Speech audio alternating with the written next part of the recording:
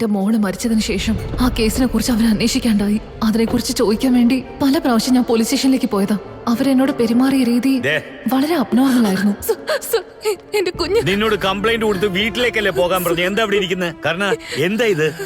Sir, ഇവരോട് പല പ്രാവശ്യം പോകാൻ പറഞ്ഞാണ്, പക്ഷെ പോകുന്നില്ല സർ. നിങ്ങൾ വീട്ടിലേക്ക് പോകും. നിങ്ങൾ വീട്ടിലേക്ക് പോകാൻ ഇവരെ വീട്ടിലേക്ക് പറഞ്ഞു വിട്. അതെ, നിങ്ങൾ ദയവ് പോകാൻ നോക്ക്. പിന്നെ ഞാൻ പണം കൊടുത്തിട്ടാണ് കരുണയുടെ കയ്യിൽ നിന്ന് ആ കേസ് ഡീറ്റെയിൽസ് ഞാൻ വാങ്ങിച്ചത്. പക്ഷെ അതിലുണ്ടായിരുന്ന CCTV ഫുട്ടേജ്, കേസ് ഡീറ്റെയിൽസ് എന്റെ മോളുടേതല്ലെന്ന് അപ്പോഴെനിക്ക് മനസ്സിലായി. അവിടെ വെച്ച് എനിക്ക് സംശയം തോന്നാൻ തുടങ്ങിയത്.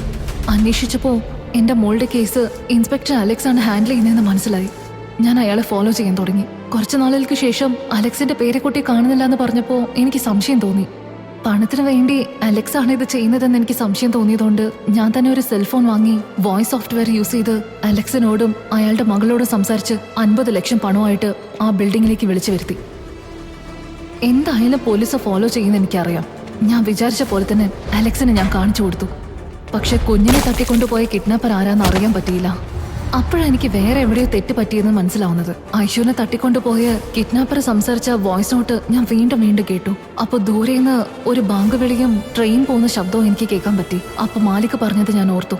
8 മണിക്ക് ഏതൊക്കെ മസൂദിയിലാണ് ബാങ്ക് വിളിക്കുന്നതെന്നും ഏതൊക്കെ മസൂദിയുടെ അടുത്ത റെയിൽവേ സ്റ്റേഷൻ ഉള്ളതെന്നും ഞാൻ അന്വേഷിക്കാൻ തുടങ്ങി. അപ്പോഴാണ് എന്റെ മോളുടെ സെൽഫോൺ സ്വിച്ച് ഓൺ ആയിട്ട് എനിക്ക് മെസ്സേജ് വന്നത്. ഫോളോ ചെയ്തു പോയപ്പോ അലക്സിന്റെ മകൻ സ്വന്തം ചേച്ചിയുടെ മകളെ തന്നെ പിടിച്ചു വെച്ചിരിക്കാന്ന് ഞാൻ അറിഞ്ഞു. അവന്റെ കയ്യിൽ നിന്ന് എനിക്ക് എന്റെ മകളെ രക്ഷിക്കാൻ പറ്റിയില്ല.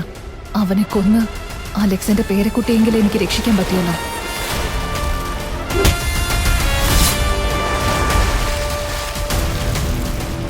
തുടർച്ചയായി കുട്ടികളെ തട്ടിക്കൊണ്ടുപോയി ബലാത്സംഗം ചെയ്ത് കൊന്ന കേസിൽ കുറ്റവാളിയായ മാത്യു എന്നയാളെ ACPയുടെ നേതൃത്വത്തിലുള്ള അന്വേഷണ സംഘം ഇന്നലെ രാത്രി സൂപ്പർ.